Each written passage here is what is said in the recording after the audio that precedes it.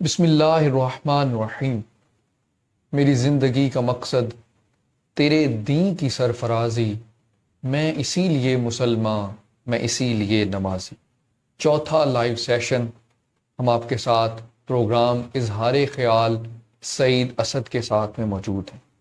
میرا نام ہے محمد عاصم اکبر اور ہمارے ساتھ ہمیشہ کی طرح موجود ہیں جامع امت علامہ محمد سعید احمد اسد صاحب دامت برکاتہم العالیہ۔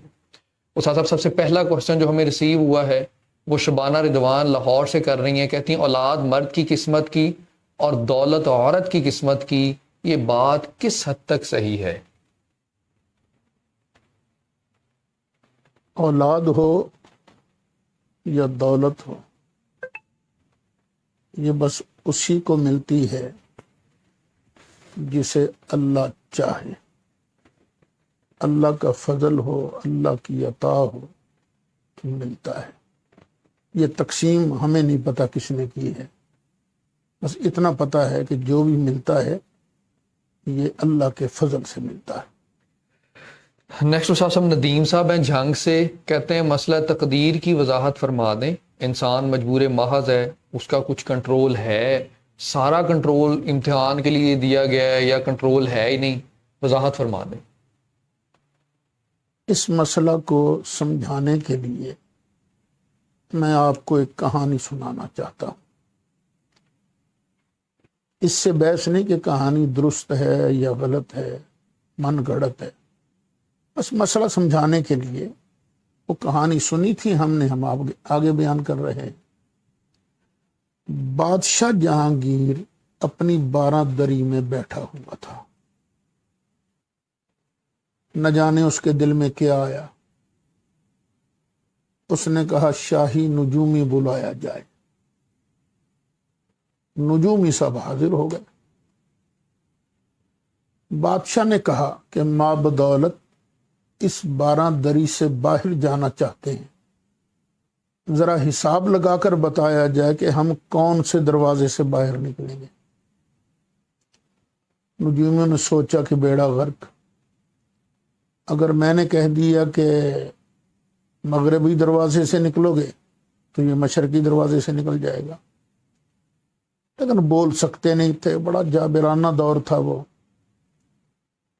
خیر نجومی نے کچھ حساب کتاب لگایا، کاغذ پر کچھ لکھا، کاغذ تہہ کر کے بند کر کے بادشاہ سلامت کو پیش کر دیا کہ جہاں پناہ اس کو اپنی جیب میں ڈالیں، جس دروازے سے چاہیں آپ باہر نکل جائیں اور باہر جا کر میرے لکھے ہوئے کو پڑھیں۔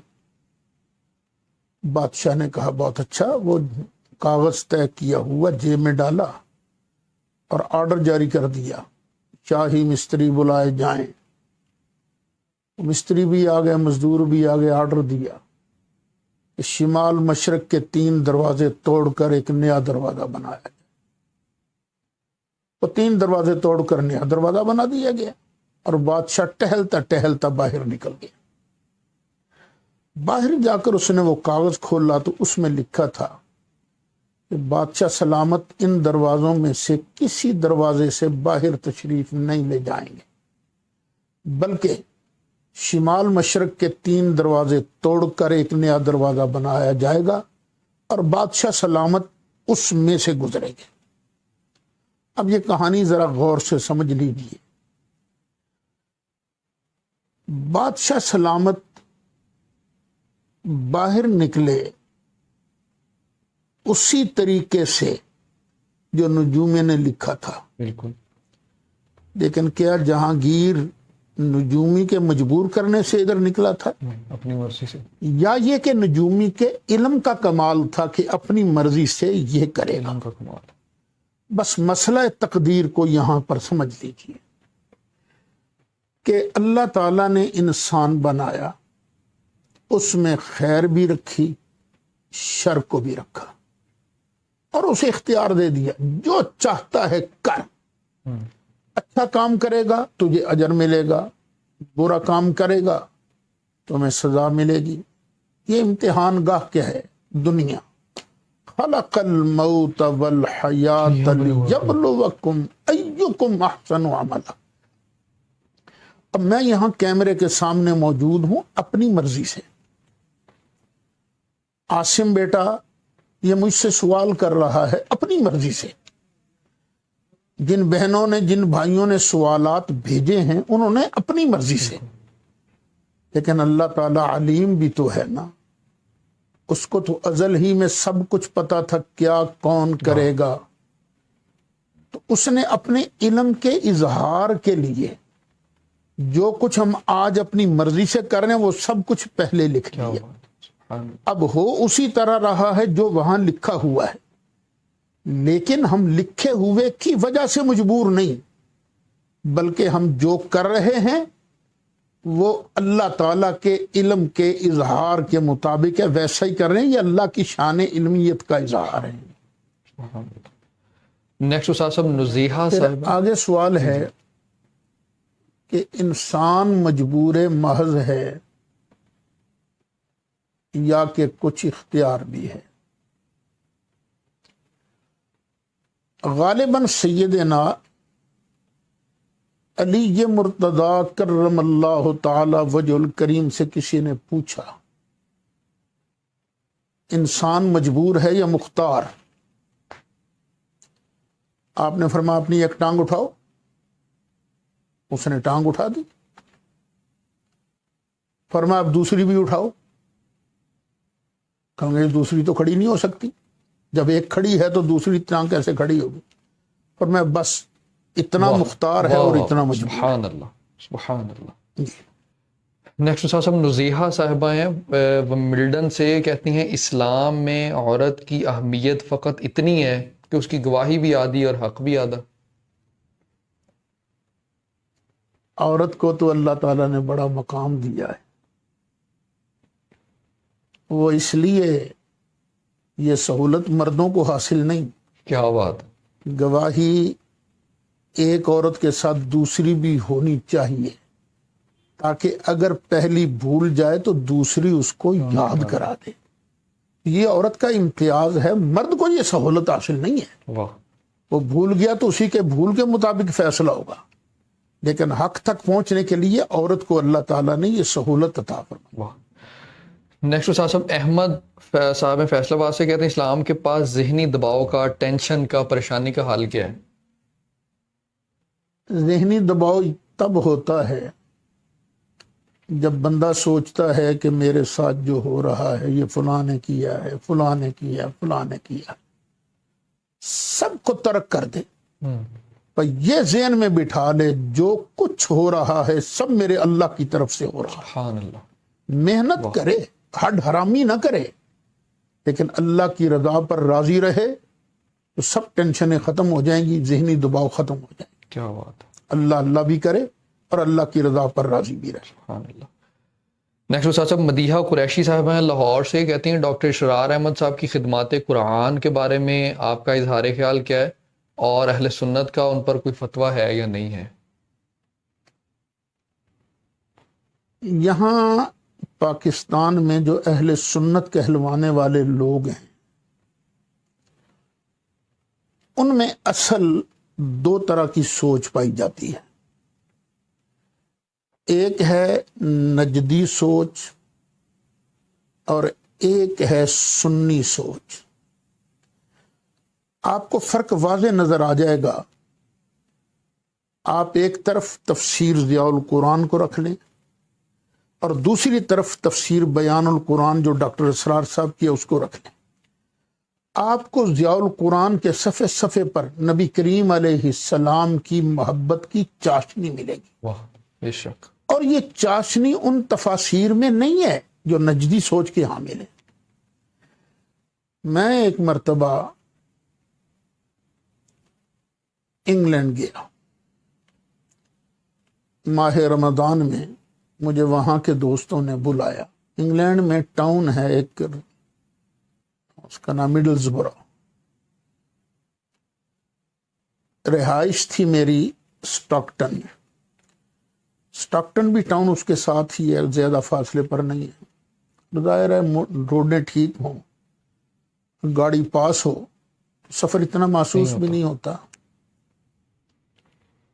تو پروگرام میرا یہ تھا کہ 4 دن تک میں نماز تراویح کے بعد وہ جو رمضان ریڈیو تھا انہوں نے لائسنس لیا ہوا تھا ٹیکسی ڈرائیوروں نے، ٹھیک ہے، اس پر میں درس دیا کرتا تھا ماشاء اللہ، اور تراویح پڑھتا تھا سٹاکٹن کی مسجد بلال میں۔ اور میرا معمول یہ تھا کہ ایک قاری صاحب نے جو منزل پڑھی ہوتی تھی اس کی میں بعد میں خلاصہ بیان کرتا تھا۔ ایک مرتبہ شاید سورۃ نساء تھی، میں وہ تفسیر بیان کر رہا تھا بڑے آرام سے، میں نے دیکھا کہ ایک داڑھی والے ساتھی ہیں وہ روئے جا رہے ہیں، اور مجھے کچھ حیرت ہوئی کہ میں کوئی ایسی رونے والی بات تو نہیں کی میں نے، یہ کیوں رو رہا ہے؟ خیر لوگ بھی بڑی عجیب نظروں سے اسے دیکھ رہے تھے، باقی نمازی بھی۔ صلاۃ و سلام پڑھا گیا، صلاۃ و سلام کے بعد بڑی محبت سے وہ مجھے گلے ملے اور روتے ہوئے مجھے کہنے لگے خدا کے لیے مجھے آج اپنا مرید کر لیجیے، میں نے بس سمجھ لیا ہے کہ آپ سچے ہیں۔ میں نے کہا یار تم ہو کون؟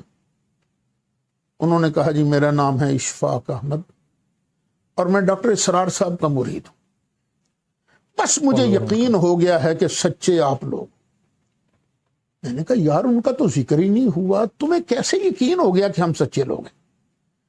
کہنے لگا جی نہیں، واضح فرق ہے، میں جب بھی ان کی تقریر سنتا ہوں تو میرے دل میں نبی کریم علیہ السلام کی محبت کم ہوتی ہے، اور جب سے میں نے آپ کی تقریریں سننی شروع کی، سبحان اللہ، جب آپ تقریر کرتے ہیں تو دل میں سرکار کی محبت کا چشمہ ابلتا کیا ہے۔ بات ہے، بے شک، سبحان تو جس کی تقریر سن کر محبت کا چشمہ ابلتا ہو سچا وہی ہے۔ بے شک، بس یہ دوسری سوچ کے ساتھی تھے۔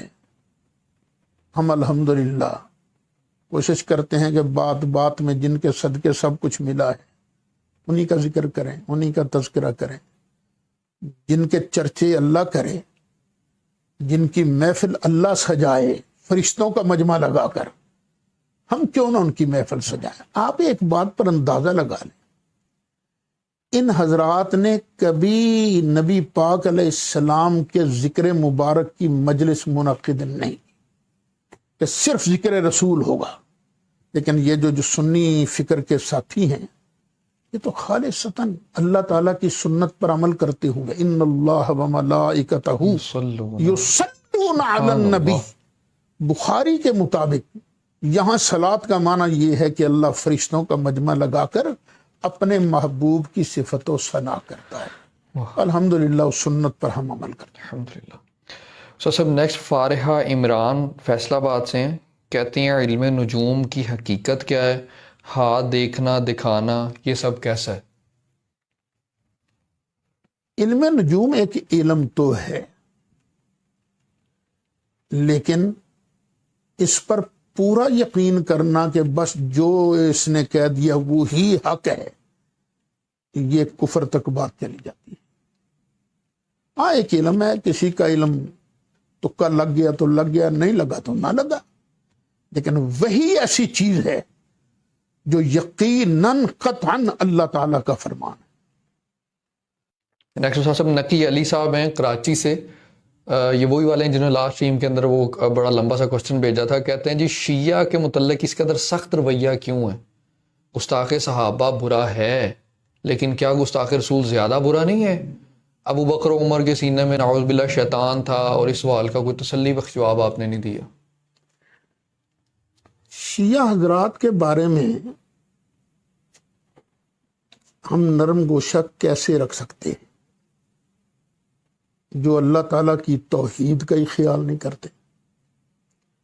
ان کے ذاکروں کو سنیے، کہیں گے معراج کی رات استغفر اللہ، سرکار اللہ کی بارگاہ میں پہنچے تو اللہ نے مصافحہ کے لیے ہاتھ بڑھایا، توبہ تو جب اللہ کے ہاتھ کو دیکھا تو ہاتھ میں انگوٹھی تھی، کہا یہ تو علی کی انگوٹھی ہے، مولا علی کو خدا بنا دیا۔ توبہ، اور ایک ذاکر کہہ رہا تھا کہ زمین کا خالق بھی میں، علی نے کوفے کے ممبر پر چڑھ کر کہا آسمان کا خالق بھی میں، سورج کو بنانے والا میں، چاند کو بنانے والا میں۔ ایک مقصر کھڑا ہوا اس نے کہا علی یہ تو اللہ کی شان ہے.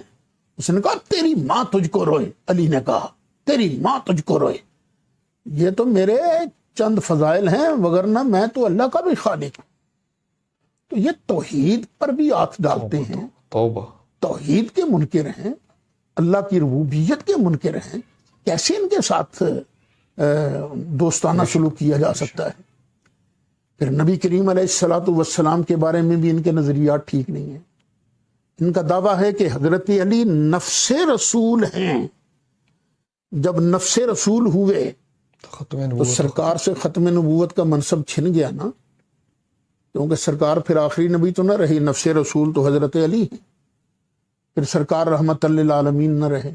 توبہ توبہ. تو کیسی بات کرتے ہو؟ اگر نفس رسول تھے تو سیدہ فاطمہ کے ساتھ نکاح کیسے جائز ہو گیا؟ پھر یہ ہے کہ ہم ہیں اپنے بزرگوں سے, سیدنا ابو بکر صدیق سے, سیدنا عمر فاروق سے, صحابہ کرام سے بے پناہ محبت کرنے والے. بے شک. کیونکہ نبی کریم علیہ السلام نے فرمایا احبونی لحب اللہ, مجھ سے محبت کرو اللہ کی محبت کی وجہ سے. وَأَحِبُّوا أَصْحَابِي لِحُبِّي, اور میری وہ محبت کی وجہ سے میرے صحابہ سے بھی محبت کرو. سبحان اللہ. تو جس کو نبی کریم علیہ الصلوۃ والسلام نے جاتے ہوئے مصلی امامت پر کھڑا کر دیا, پوری امت کا امام بنا دیا, جو اپنے واز کی ابتدا ہی ان پر تبرہ کرنے سے کرے اور اللہ اعلان کہے وہ تو شیطان تھے, وہ تو یہ تھے, وہ تو وہ, جیسے سوال کے اندر بھی کہا گیا ہے کہ ان کے اندر تو شیطان گھسا ہوا تھا. تو جو ان پر تبرہ کرے تو ان کے ساتھ کیسے پیار کا برتاؤ کیا جائے؟ نیکسٹ استاد صاحب انہی کا ایک اور کوشچن بھی ہے. کہتے ہیں جی کہ اگر حق مانگا ہی نہیں تھا تو ابو بکر صدیق رضی اللہ تعالی عنہ بی بی پاک کے دروازے پہ جا کے کیوں بیٹھے رہے؟ کوئی نہ کوئی بات تو پھر تھی, اور پھر آپ نے سب کو کہانی کیسے کہا ہے؟ اصل میں دوبارہ میری وہ کیسٹ سن لیجیے, دوبارہ جواب سن لیجیے. میں نے کہا تھا روایتوں کو ہی نہیں لیا جاتا. اگر روایتوں کو ہی لینا ہے تو حدیث کے اندر تو یہ بھی مذکور ہے نا, وہ تو ان کے ساتھ بڑی وفا کرنے والے لوگ تھے, پھر اس بات کو بھی لیا اس کو کیوں نہیں مانتے ہو؟ بالکل جی. نیکسٹ استاد صاحب رضا علیم صاحب ہیں کوالالمپور سے, کہتی ہیں 60 سال کے گناہ کی سزا 60 سال ہی ہونی چاہیے, لیکن یہ ہمیشہ ہمیشہ کی سزا دینا زیادتی نہیں ہے, اور یہ کہ بہت زیادہ نہیں ہو جاتا؟ یہ بیٹی جو کوالالمپور سے ہے, اگر ان کے بچے ہیں تو ان کا بچہ اگر گستاخی کرے, ماں کے منہ پر تھپڑ مار دے یا باپ کے منہ پر تھپڑ مار دے, وہ گناہ تو ایک لمحہ کے لیے ہوا ہے نا, لیکن کئی دن تک وہ اپنی اولاد سے ناراض رہتے ہیں, بات دل سے نکلتی نہیں. بالکل. بھی کیوں ایک لمحے کی سزا بس ایک لمحہ ہی دینی چاہیے؟ تو 60 سال تک نافرمانی کی ہے, تو نافرمانیاں بھی کیا ہیں. کسی عدالت میں چلے جائیے, کسی ملک کی عدالت میں چلے جائیے, کوئی ذرا سی اٹھ کے توہین عدالت کر دے, توہین عدالت تو ایک لمحہ کے لیے کی ہے نا, تو کتنے سال کے لیے سزا ہو جاتی ہے؟ کئی سال کے لیے. تو جس نے اپنے مالک کا حق نہیں پہچانا, جس نے اپنے خالق کا حق نہیں پہچانا, اور جس نے پیدا کیا, جس نے سب کچھ دیا, اس کا حق جس نے نہیں مانا, تو ظاہر ہے پھر اس کو سزا بھی تو لمبی ہوگی نا. نیکسٹ صاحب طارق صاحب ہیں کراچی سے, کہتے ہیں رسول اللہ نے خود 9 شادیاں کیں اور امتیوں کو 4 کے اوپر روک دیا, اور اس پر نعوذ باللہ رسول اللہ کی اعتراض کیا جاتا ہے کہ رسول اللہ نفس پرستی اور اس طرح سے نعوذ باللہ. پہلی بات یہ ہے کہ نبی کریم علیہ السلام نے شادیاں اپنی ذاتی خوشی کے لیے نہیں کی. کیا بات ہے. جب بھرپور جوانی کا عالم تھا, اس وقت نبی کریم علیہ الصلوۃ والسلام نے پورے 25 سال تک ایک بوڑھی اور بیوہ عورت کے ساتھ گزارا. سبحان اللہ. اگر نبی کریم علیہ السلام اپنے نفس کو تسکین دینے کے لیے شادیاں کرتے تو کیا اس وقت ان کے لیے رشتوں کی کمی تھی؟ کیا اس وقت سرکار شادیاں نہیں کر سکتے تھے؟ خود پیش کی جا رہی تھی. یہ تو اللہ کا حکم آتا تھا, چل پیارے اب اس کے ساتھ شادی کر لے, اب اس کے ساتھ شادی کر لے. تو یہ اللہ کا حکم تھا، پھر اللہ نے اس کے بعد روک دیا تو سرکار رک گئے۔ سب نیکسٹ عدنان سفیر صاحب ہیں فیصلہ آباد سے، کہتے ہیں کہ آپ ایک شعر پڑھا کرتے ہیں، آکھیا شعر سفینے تائیں سن راہی راہ جاندے، اور یہ شعر سنانے سے پہلے آپ ایک واقعہ بیان کرتے ہیں، وہ سنا دیں۔ مشکات شریف باب الکرامات کے اندر حدیث موجود ہے، نبی کریم علیہ السلام کے ایک آزاد کردہ غلام ہیں جنہیں سفینہ کہا جاتا ہے۔ وہ ایک مرتبہ بھول گئے، قافلے سے الگ ہو گئے یا کسی کی قید سے چھوٹے، جنگل میں تھے، اچانک سامنے سے شیر آ گیا۔ شیر انہیں کھانے کے لیے آگے بڑھنے ہی لگا تھا، انہوں نے فوراً کہا یا ابا الحارث انا مولا رسول اللہ۔ سبحان اللہ۔ یہ ابو الحارث یہ شیر کو کہا جاتا ہے، اوے شیر خیال کرنا میں اللہ کے پیارے رسول علیہ السلام کا آزاد کردہ غلام، خیال رکھنا۔ تو بس جو ہی اس نے یہ سنا شیر نے، تو اس کے بال جو کھڑے تھے حملہ کرتے وقت وہ سارے بیٹھ گئے۔ جس طرح کتا وفاداری کے عالم میں دم ہلاتا ہے، اسی طرح دم ہلاتا قریب آ گیا اور اپنے پیچھے اشارہ کر کر کے اس نے قافلے تک ملا دیا، واہ۔ اور پھر اس نے اپنا سر اوپر کیا۔ ایک شاعر نے اس کی ترجمانی کی ہے، حدیث کے الفاظ تو نہیں ہیں، کہ شیر کے سفینے تائیں سن راہی را جان دے، جو غلام رسول اللہ دے، اسی غلام انا دے۔ بس بیٹے اسی کو نا اپنے ذہن میں بٹھا لو کہ جو غلام رسول اللہ دے، اسی غلام انا دے۔ اور الحمدللہ استاد صاحب کی ساری زندگی بھی اسی شعر کی سے تعبیر ہے۔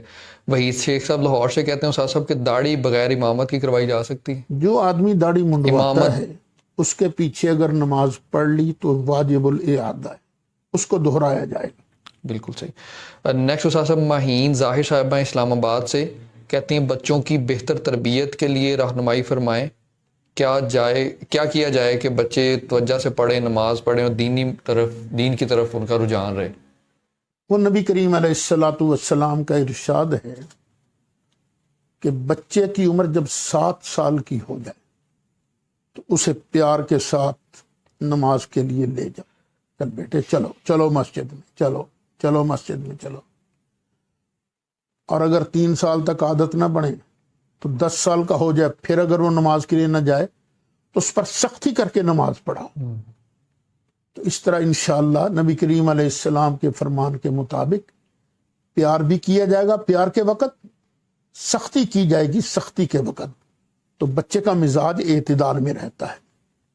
بعض بچے بگڑ جاتے ہیں، صرف لاڈ ہی ملتا ہے، پیار ہی ملتا ہے، اور بعض بچے اس لیے بگڑ جاتے ہیں کہ ہر وقت سختی ہوتی ہے۔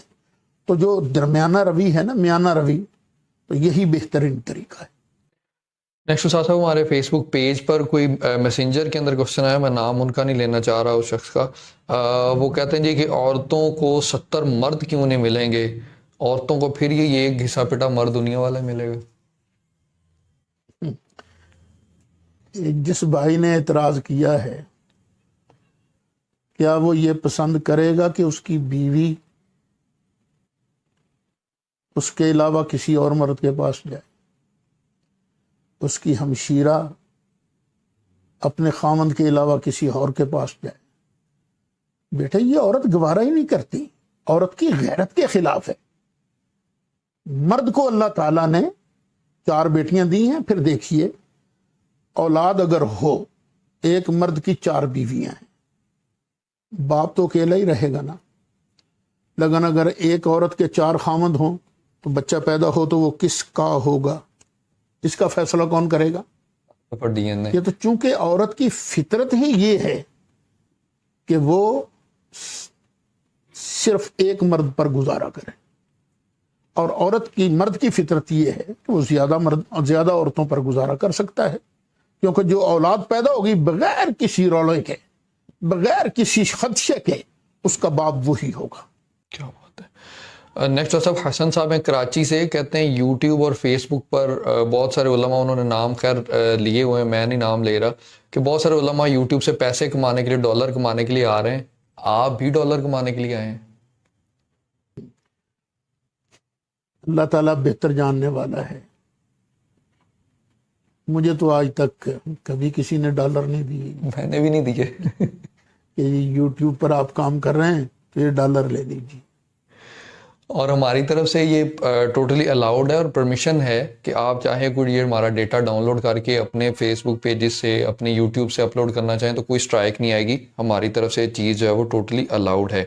اس سب نیکسٹ عمر صاحب لاہور سے کہتے ہیں اگر کوئی شخص اس لیے دین نہ پڑھے کہ جتنا جان لوں گا اس پر عمل بھی کرنا پڑے گا، تو یہ آئیڈیا کیسا ہے ان کا؟ اگر کوئی بندہ اس لیے چلنا نہ شروع کرے کہ اگر میں چلنے لگا تو پھر مجھے سفر بھی طے کرنا پڑے گا، تو یہ تو اس کی جہالت ہے نا۔ بالکل۔ کوئی ڈرائیونگ نہ سیکھے کہ وہ ڈرائیونگ سیکھ لی تو گاڑی چلانا پڑے گی، بھی ہوتا ہی عمل کے لیے ہے نا۔ میتھ پڑھتے ہو تو کس لیے پڑھتے ہو؟ تاکہ لیتے دیتے وقت دھوکہ نہ ہو جائے، صحیح بات ہے۔ حساب کتاب درست رہے۔ تو اسی طرح پڑھنا چاہیے، علم حاصل کرنا چاہیے، تاکہ بندہ اپنی بے وقوفی کی وجہ سے مار نہ کھا جائے۔ اور جو علم ہوتا ہے نا جس کے پاس، وہ مار نہیں کھاتا۔ نیکسٹ صاحب عدیل صاحب ہیں جھنگ سے، کہتے ہیں مرزا غلام قادیانی کی گالیوں پر اعتراض آپ کرتے ہیں تو قرآن میں جو وہ آیات دکھا دیتے ہیں جواب میں، تو اس کا پھر ہمارے پاس جواب کیا ہے؟ قرآن مجید فرقان حمید نے تو یہ تعلیم دی ہے کہ مشرکوں کے جھوٹے معبودوں کو بھی گالیاں مت دو، تاکہ وہ تمہارے سچے معبود کو گالی نہ دیں۔ اور گالی جو ہوتی ہے یہ ہمیشہ جھوٹی ہوتی ہے، سچ گالی نہیں ہوتا۔ اب مجبوراً میں لفظ بول رہا ہوں، بولنا نہیں چاہتا تھا، لیکن اس کے بغیر سمجھ بھی نہیں آئے گی۔ کوئی آدمی کسی کو ماں کی گالی دیتا ہے، اوے مادر، تو یہ گالی ہے کیونکہ جھوٹ ہے۔ ماں اس لیے جنسی تعلق قائم کرنے کے لیے نہیں بنی۔ اور بہن کی گالی دیتا ہے تو یہ گالی ہے، کیوں؟ بہن جنسی تعلق کے لیے نہیں بنی۔ لیکن اگر کوئی کہے اور بیوی کیوں، تو اب کیا یہ گالی بنے گی؟ کیونکہ بیوی بنی اس لیے ہے نا کہ جنسی تعلق کے لیے۔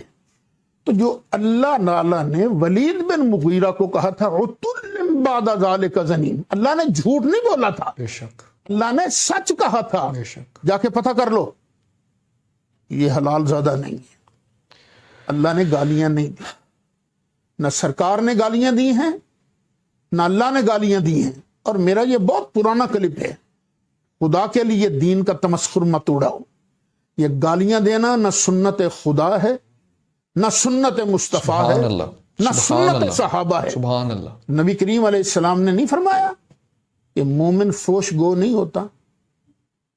تو یہ ارشاد کیوں بھول جاتے ہو؟ کیا بات ہے جی استاد صاحب۔ نیکسٹ عزیر صاحب ہیں لاہور سے، کہتے ہیں دین کی حدود کیا ہے؟ کیا کوئی عمل دین سے باہر بھی ہو سکتا ہے؟ مباح امور کون سے ہوتے ہیں؟ جب کچھ چیزیں مباح ہیں تو پھر دین ہر شعبے میں رہنمائی کس طرح سے کرتا ہے؟ دین ہر شعبے میں رہنمائی کرتا ہے۔ آپ کا جی چاہا چائے پینے کو، آپ نے پوچھا مولوی صاحب سے، استاد صاحب سے، جی دین اس کے بارے میں کیا کہتا ہے؟ تو استاد صاحب کہیں گے قرآن و سنت نے یہ اس کو حرام نہیں کیا، اور یہ نبی کریم علیہ السلام کی حدیث ہے کہ جس چیز کو اللہ رسول نے حلال کر دیا وہ حلال، اس کو اللہ نے حرام کر دیا، وہ حرام، وما سکت عنہ، اور جس چیز کا اللہ نے نام نہیں لیا وہ سب تمہارے لیے جائز ہے۔ تو دین ہر شعبے پر حاوی ہے۔ یہ کوئی پابند اللہ تعالیٰ نے چند چیزوں پر کیا، باقی اللہ تعالیٰ نے کھلی چھٹی دی ہے۔ خلق لکم ما فی الارض جميعا، زمین کے اندر جتنی بھی چیزیں ہیں اللہ نے سب تمہارے نفع کے لیے بنائی ہیں، اور جو جو چیزیں نقصان دہ تھیں ان سے اللہ تعالیٰ نے روک دیا۔ دین تو ہر شعبہ پر حاوی ہے۔ بالکل صحیح۔ نیکسٹ صاحب منہاج بطول صاحبہ ہیں لاہور سے، کہتی ہیں آپ نے کبھی اذان پڑھی ہے؟ آپ سے اذان سننے کا شوق ہے، آپ کیسے اذان پڑھتے ہوں گے؟ کبھی پڑھی ہے تو سنا دیں۔ بہت عرصہ پہلے میں اکثر اذان پڑھا کرتا تھا، آج کل بھی میں نماز کے وقت مسجد میں موجود ہوں تو نماز کھڑی ہوتی ہے تو اقامت میں ہی کہتا ہوں۔ ابھی مغرب کی نماز پڑھی ہے، اقامت میں نے کہی ہے۔ اس سے پہلے عصر کی نماز کے وقت بھی میں کہیں گیا ہوا نہیں تھا، یہیں تھا، مسجد میں تھا، تو اقامت بھی میں نے کہی ہے، اذان کہتا رہا۔ اور جو اللہ کی رضا کے لیے اذان کہتا ہے نا، قیامت کے دن ان کی گردنیں بڑی بلند ہوں گی، سبحان ان کو اللہ بڑی شان دے گا۔ اور اگر آپ سننا ہی چاہتی ہیں تو سن لیجئے۔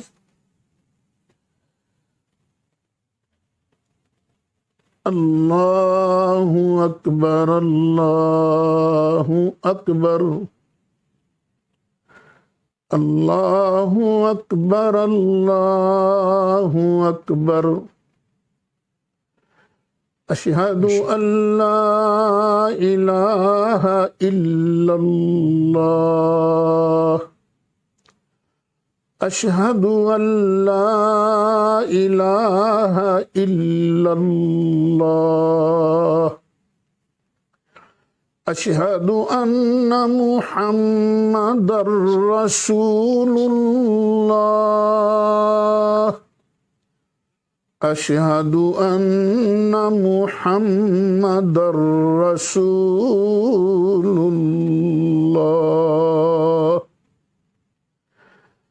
حی علی الصلاة، حی علی الصلاة، حی علی الفلاح، حی علی الفلاح، اللہ اکبر، اللہ اکبر، لا الہ الا اللہ۔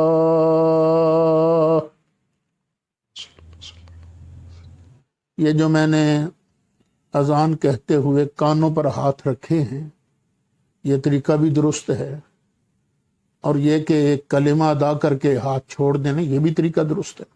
واہ سبحان اللہ۔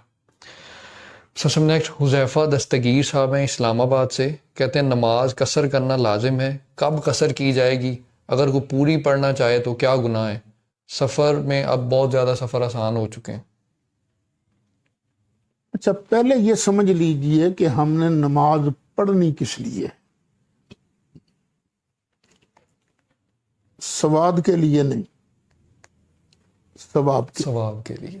واہ، بس حاضری لگتی رہنی چاہیے کہ میں حاضر ہوں، اے اللہ میں حاضر ہوں، حاضری لگتی رہنی چاہیے، اور اپنی مرضی نہیں کرنی چاہیے۔ اللہ ایک تمہیں تحفہ دے رہا ہے تو قبول کرو۔ یہ قصر، یہ اللہ کی طرف سے تحفہ ہے۔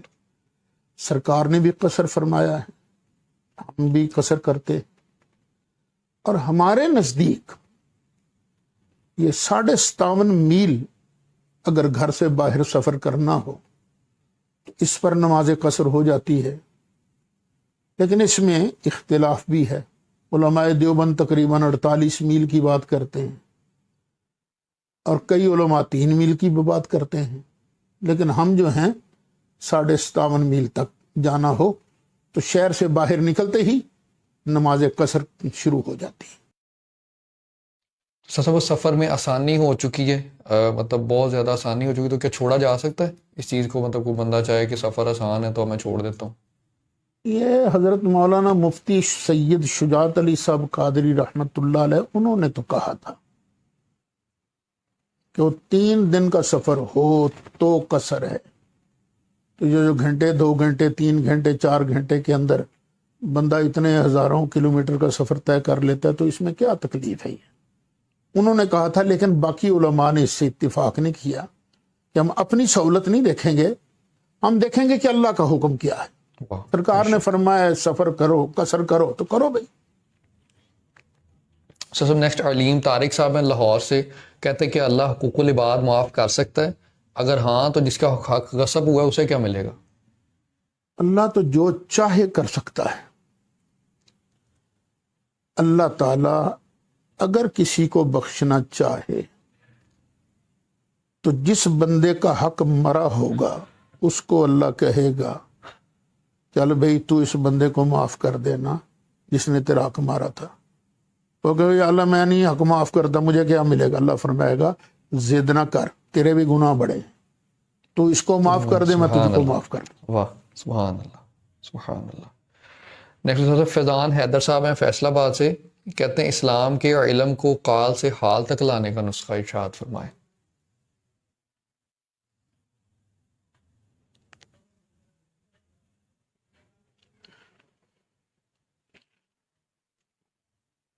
وہ مولانا روم رحمت اللہ علیہ کا ایک شعر ہے، قال را بگزار مرد حال شو، پیش مرد کامل پامال شو۔ واہ، کوئی اللہ والا مل جائے تو اس کے قدم پکڑ لو، اس کی خدمت میں رہو، اس کی صحبت میں رہو، جو اللہ تک پہنچنے کا وہ طریقہ بتائے اسی کے مطابق عمل کرو، تو قال سے حال تک آ جاؤ گے۔ ویسے کوئی مرشد کامل اگر تمہیں نہیں ملتا، جو کہ آج کل ملنا بڑا مشکل ہے، تو قرآن سے بڑھ کے تو مرشد کوئی نہیں ہے نا۔ بے شک، جو قرآن کہتا ہے اس کی روح کے مطابق عمل کرو، روح کے مطابق۔ یعنی جب نماز پڑھو تو جو کہہ رہے ہو وہ تمہارے ذہن میں ہونا چاہیے۔ وہ قرآن شریف میں ارشاد ہے نا، لا تقربوا الصلاۃ وانتم سکارا حتی تعلموا ما تقولون۔ نماز اس وقت پڑھو جب تمہیں پتا ہو کہ تم کہہ کیا رہے ہو۔ کیا بات ہے، واہ، ساری توجہ بس ادھر ہو، سبحان اللہ، کیا تو قال سے حال کی طرف بندے کا سفر شروع ہو جاتا ہے۔ سبحان اللہ، نبی کریم علیہ السلام کے پاس حضرت جبریل علیہ السلام آئے، اور حدیث جبریل مشہور ہے، انہوں نے آن کے چند سوالات کیے۔ حضرت سیدنا امیر المومنین عمر فاروق رضی اللہ عنہ آپ ارشاد فرماتے ہیں کہ سرکار جب جواب دیتے تو کہتا صدقتا، آپ نے بالکل سچ فرمایا۔ ہم حیران تھے یہ کیسا سوالی ہے، سوال بھی کرتا ہے اور تصدیق بھی کرتا ہے۔ تبھی کہتے ہیں حالانکہ عام طور پر سوال کرنے والے کہتے ہیں ہاں جی مطمئن ہو گیا دل، جی، لیکن یہ نہیں کہتا کہ آپ نے سچ کہا ہے۔ اور وہ سوالی جو آیا تھا وہ اصل میں جبریل علیہ السلام تھے۔ انہوں نے ایک سوال کیا، مل احسان یا رسول اللہ، اے اللہ کے پیارے رسول صلی اللہ علیہ وسلم، احسان کس چیز کا نام ہے؟ تو نبی کریم علیہ السلام نے جواباً ارشاد فرمایا، ان تعبد اللہ کأنک تراہ، سبحان اللہ، جس طرح بندہ بادشاہ کے دربار میں کھڑا ہوتا ہے اور بادشاہ کو دیکھ رہا ہے، ذرا بھی اس کی توجہ ادھر ادھر نہیں ہوتی، تو بھی اللہ کی عبادت ایسے کر جیسے ساری کائنات کے خالق اور مالک کی دربار میں تو کھڑا ہے، اور تو ایسا ہے جیسے کہ تو اس کو دیکھ بھی رہا ہے۔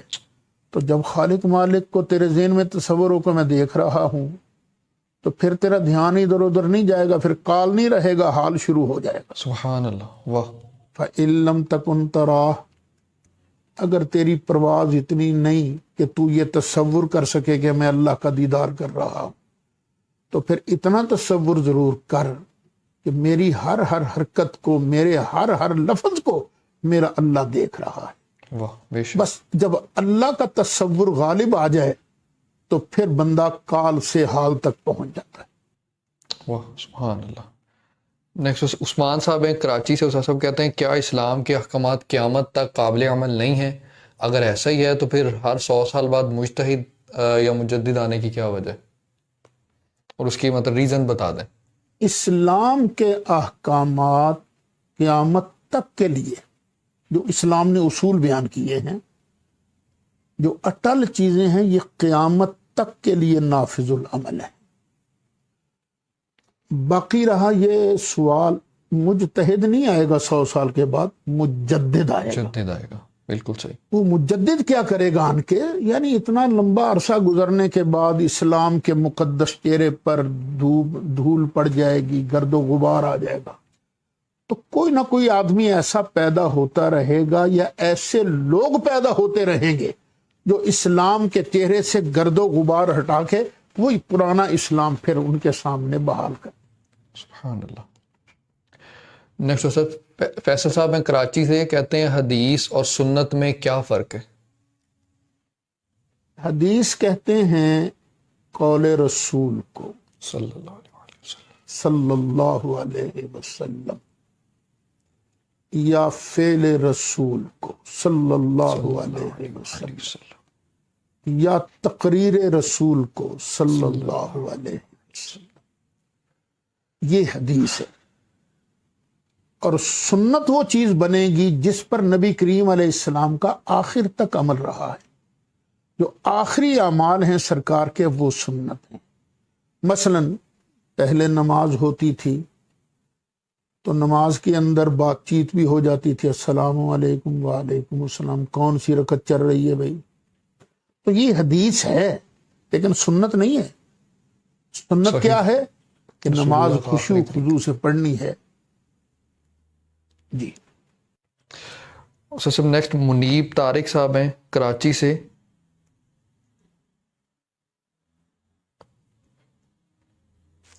سب ایک خاتون ہیں، ان کا یہ کوشچن ہے کہ ہم نے آپ کی ساری تفسیر اور ساری چیزیں میں نے بڑی ڈیٹیل میں آپ کی سنی ہیں، تو آپ کو انہیں یہ لگا ہے کہ آپ کا جو ملتا ہے وہ غامدی صاحب کے ساتھ آپ زیادہ قریب ہیں، اور ان کی سوچ کے اور ان کی جو دین کی تعبیر ہے اس کے زیادہ قریب ہیں آپ۔ اب ہم کچھ ضد تو نہیں پیٹتے نا کہ غامدی صاحب کہتے ہیں لا الہ الا اللہ محمد رسول اللہ، اب ہم کہیں گے نہیں چونکہ انہوں نے کہا ہے اس لیے ہم یہ نہیں پڑھ سکتے۔ تو ظاہر بات ہے تھنکنگ اگر قریب ہوتی ہے، میں ان کا شاگرد تھوڑی ہوں، نہ وہ میرے شاگرد ہے، ہاں صحیح۔ ان کی اپنی سوچ ہے، میری اپنی سوچ ہے، یہ اتفاقات ہو جاتے ہیں۔ ویسے اللہ مجھے پورا ان جیسا نہ بنائے۔ سچن ایک شایان صاحب ہیں لاہور سے، کہتے ہیں نکاح نہ کرنا کیسا ہے؟ اپنے آپ کو خدمت دین کے لیے وقف کر لینا، اس کا کیا حکم ہے؟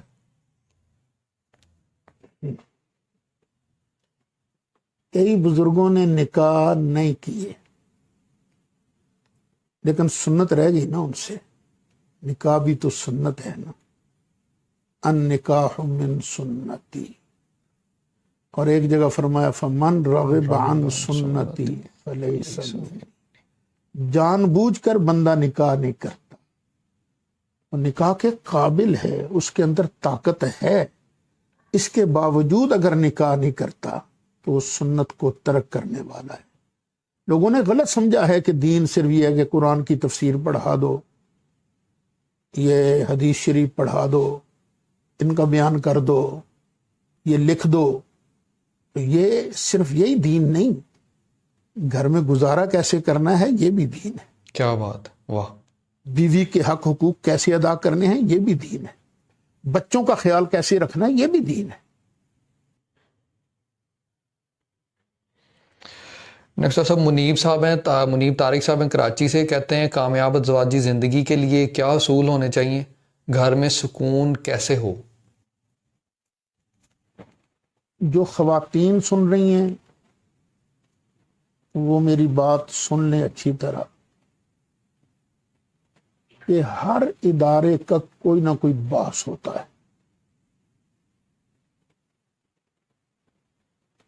ہر ادارے کے اندر کوئی نہ کوئی حاکم ہوتا ہے جو سربراہ ہوتا ہے. اسی طرح گھر کا سربراہ بھی اللہ تعالیٰ نے مرد کو بنایا. الرجال قوامون علی النساء. بے سکونی گھر میں اس وقت شروع ہوتی ہے جب خواتین مرد کی اس حیثیت کو تسلیم نہیں کرتے، اور مرد بھی غلطی کر جاتے ہیں. عورتیں ہیں، نازک مزاج ہیں، اگر کوئی بات کر دیں تو ان کو برداشت کرنا چاہیے. تو جب تک دونوں ایک دوسرے کا خیال نہیں رکھیں گے، اپنی اپنی حد میں نہیں رہیں گے، بے سکونی رہے گی. اگر اپنی حد میں رہیں گے، ایک دوسرے کا خیال کریں گے، تو گھر کے اندر سکون ہی سکون رہے گا. سکون رہے گا. واہ. نیکسٹ استاد صاحب ثاقب صاحب ہیں، یہ ثاقب فاروق صاحب ہیں، چارٹرڈ اکاؤنٹنٹ ہے کراچی سے. انہوں نے میسج جو ہے وہ دیا ہے ہمارے لیے، سوال دیا ہے. کہتے ہیں کیا زکوٰۃ سے اگر حکومتی امور چل سکتے ہیں؟ پہلا کوشچن یہ ہے، اور اگر نہ چلے تو کیا اسلام زکوٰۃ کی پرسنٹیج بڑھا سکتا ہے؟ اصل میں اس سوال کے پیچھے موجودہ ملک کا معاشرہ ہے. یہاں ایک گروپ پیدا ہو چکا ہے اشرافیہ کا، جو عوام کے ٹیکسوں سے اپنے خرچے پورے کرتا ہے. تو ظاہر ہے صرف زکوٰۃ سے تو یہ پورے نہیں ہو سکتے. ہاں، اگر سیدنا عمر فاروق رضی اللہ عنہ جیسا حاکم آ جائے جو خود بھی سادگی اختیار کرے اور اپنی بیوروکریسی کو، اپنی افواج کو بھی یہ سادگی اختیار کرنے کا درس دے، سبق دے، تو تھوڑا سا ٹیکس اور لگے گا تو ملک انشاءاللہ صحیح چلنا شروع ہو جائے گا. بے شک. حضرت سیدنا عمر بن عبدالعزیز رحمت اللہ تعالی علیہ، آپ کو پتہ چلا کہ جو ہماری فوج کا چیف ہے بڑے مرغن کھانے کھاتا ہے، بہت اعلیٰ قسم کی خوراک ہے اس کی. تو آپ نے اسے ایک دن اپنے گھر دعوت پر بلا لیا. وہ بڑا خوش تھا کہ میں امیر المومنین کے ہاں جاؤں گا، کہ جو چیزیں ملیں گی وہ کبھی نہیں کھائی ہوں گی. حضرت عمر بن عبدالعزیز رحمت اللہ علیہ اس سے باتیں کرتے رہے، لمبی باتیں، اور ادھر اس کا بھوک کے مارے برا حال تھا. جب دیکھا نا کہ اب یہ بھوک اس سے لیے ناقابل برداشت ہو رہی ہے، تو انہوں نے اپنے خادم کو حکم دیا کہ بیٹے وہ میرے لیے جو جو کا دلیہ بنایا نا وہ لے آؤ. جو کا دلیہ آ گیا. حضرت عمر بن عبدالعزیز نے فرمایا آئیے آپ بھی کھائیے، بسم اللہ کیجیے.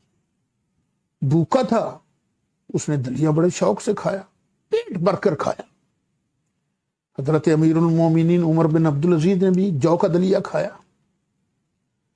جب پیٹ بھر گیا، فرمایا چیف صاحب کے لیے بھی وہ کھانا تو آیا نہیں، لاؤ نا وہ.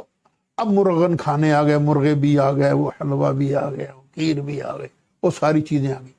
آپ نے فرمایا کھائیے. انہوں نے کہا امیر المومنین میرا پیٹ تو دلیے نہیں بھر دیا ہے. فرمایا دیکھ لیجئے، دلیے سے بھی تو پیٹ بھرا جا سکتا ہے. سرکاری خزانے سے آپ جو اتنا زیادہ خرچ کرتے ہیں اس کا حساب بھی تو دینا پڑے گا نا. بے شک. جب ایسے حکمران آ جائیں گے جو خود بھی اور اپنی افواج کو بھی، اپنی بیوروکریسی کو بھی اسی سادگی پر لگا دیں گے، تو انشاءاللہ العزیز ملک پھر ٹھیک چل جائے گا. نیکسٹ استاد صاحب عدیل صاحب ہیں لاہور سے. کہتے ہیں جی کہ ضلع گما صاحب ہیں فیصل آباد سے. کہتے ہیں مشکلات میں انسان کا سہارا کیا ہے، اور دین انسان کو مشکلات میں کیا رہنمائی کرتا ہے؟ بس اللہ کو سہارا مان لو، اللہ ہی مشکلوں سے نکالنے والا ہے. دیر سویر ہو جاتی ہے، لیکن جس نے بھی اللہ پر توکل کیا اس نے سمجھا کہ اگر یہ مصیبت آئی ہے نا تو اللہ کی طرف سے امتحان ہے، انشاءاللہ جلدی ختم ہو جائے گا، اس کی مشکل آسان ہو جاتی ہے. نیکسٹ صاحب عدیل صاحب ہیں لاہور سے.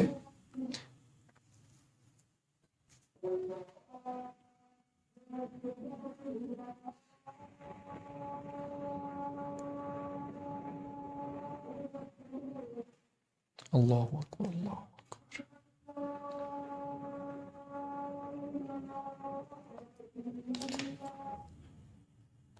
اشہد ان لا الہ الا اللہ.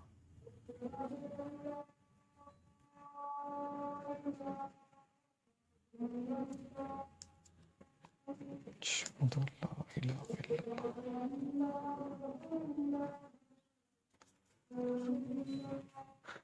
صلی اللہ علیہ وسلم.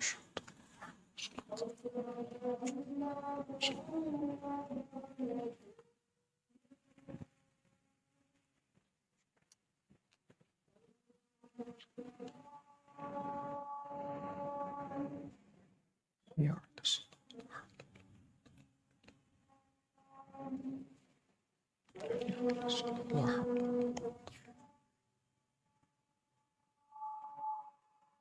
یا الفلاح.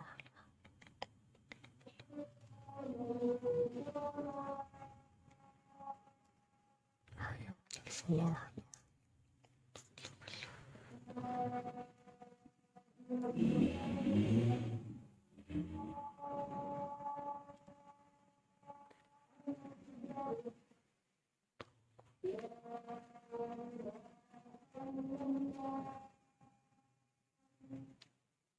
لا الہ الا اللہ محمد رسول اللہ صلی اللہ علیہ وسلم وبارک وسلم وصلی علیہ.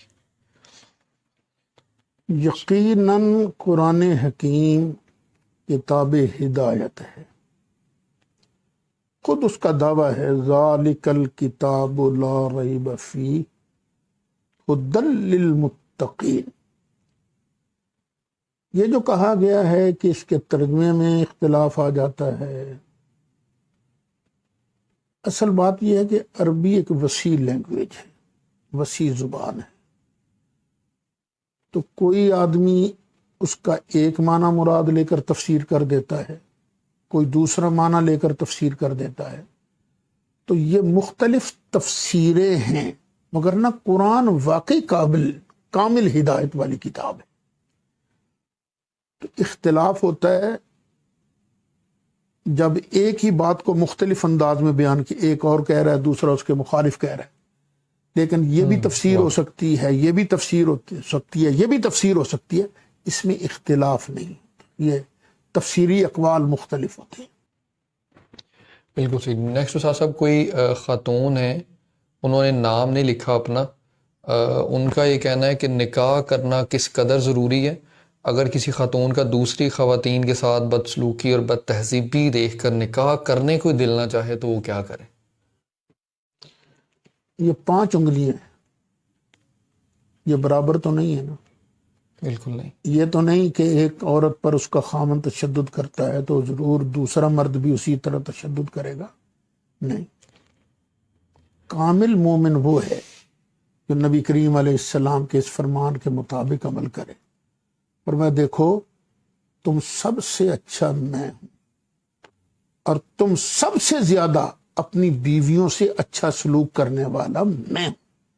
تو اس خاتون کو چاہیے کہ وہ نیک اچھا مسلمان جو کردار سے بھی اچھا ہو، نمازی بھی ہو اور اس کا کردار بھی اچھا ہو، اس کے ساتھ نکاح کر لے تو انشاءاللہ اس کی زندگی پرسکون گزر جائے گی. ٹھیک ہے. نیکسٹ استاد صاحب، یہ بڑا فنی سا کوشچن ہے کہ امجد صاحب ہیں لاہور سے، کہتے ہیں حرام پیٹ میں چلا جائے تو دعا قبول نہیں ہوتی. اگر حرام کھا لیا ہو پھر 40 دن تک عبادت اور دعا کرنی چھوڑ دینی چاہیے؟ یہ حرام کئی قسم کا ہوتا ہے. سور کھا لیا، یہ بھی حرام کھایا، پیٹ میں حرام چلا گیا. تو اس کا تو بہت بڑا علاج ہے، اللہ کی بارگاہ میں توبہ کرے، یا اللہ گناہ ہو گیا معاف کر. تو عبادت کرتا رہے، نماز پڑھتا رہے، اللہ نماز قبول کرے گا. اور ایک یہ ہے کہ کسی کا حق مار لیا، کسی یتیم کا حق مار لیا، یہ بھی حرام ہے. تو وہ عبادت نہیں چھوڑے، لیکن اس کو اس حرام کھانے کا حساب دینا پڑے. بالکل صحیح. لاسٹ استاد صاحب کوشچن ہے، ڈاکٹر اعجاز صاحب ہیں ساہیوال سے. وہ کہتے ہیں اپنی بیوی کو پیار سے مرشد کہا جائے تو نکاح پہ کوئی اثر تو نہیں نکاح پڑتا؟ ایسے تھوڑی ٹوٹتا ہے. ویسے وہ مرشدی ہوتی ہیں گھر کی صفائی کے لیے، وہی رستہ وغیرہ بتاتی ہیں نا جی، طریقہ وہی بتاتی ہیں. مرشد کا معنی رستہ بتانے والا. آج کے لیے ہماری طرف سے یہی کچھ. نیکسٹ اسٹریم کے اندر انشاءاللہ جو ہم آپ کے ساتھ نئے کوشچنز کے ساتھ حاضر ہوں گے. ایک چھوٹی سی کلیریفیکیشن جو ہے وہ ہم اپنی طرف سے دینا چاہیں گے کہ کچھ لوگوں کی طرف سے کوشچنز ان کی اپنی لینگویج کے اندر ہمیں آ رہے ہیں, انہیں ہم ٹرانسلیٹ کر لیتے ہیں, لیکن اس سے جو مجھے ایک فیلنگ آئی ہے وہ یہ کہ کیونکہ ہم نے کیپشن جو ہے فیس بک کے اوپر آن کیے ہوئے ہیں, اس کی وجہ سے سب لوگوں کو اپنی اپنی زبان کے لحاظ سے نیچے سب ٹائٹل دکھتے ہیں. تو وہ سب ٹائٹل ہم نہیں لگا رہے, وہ فیس بک کی طرف سے آٹو جنریٹڈ ہوتے ہیں. اس کے اندر کوئی بیچ میں پلس مائنس بھی ہو سکتا ہے, کوئی ٹرانسلیشن کرنے کے اندر کوئی ایشو بھی ہو سکتا ہے. تو اس چیز کے حوالے سے ضرور ذہن کے اندر رکھیے, ہم جو ہے وہ سب ٹائٹل نہیں لگا رہے, سب ٹائٹل آٹو لگ رہے ہیں. کوئی ایرر, کوئی مسئلہ, کوئی ایشو ہو تو ضرور ہم سے بات کر لیجئے. باقی ہمارا نمبر اور ای میل نیچے آ رہا ہے, آپ اپنے کوسچنز ضرور بھیج سکتے ہیں, ہم انشاءاللہ وقت مناسب کے اوپر ان کا جواب دیں گے. السلام علیکم ورحمۃ اللہ.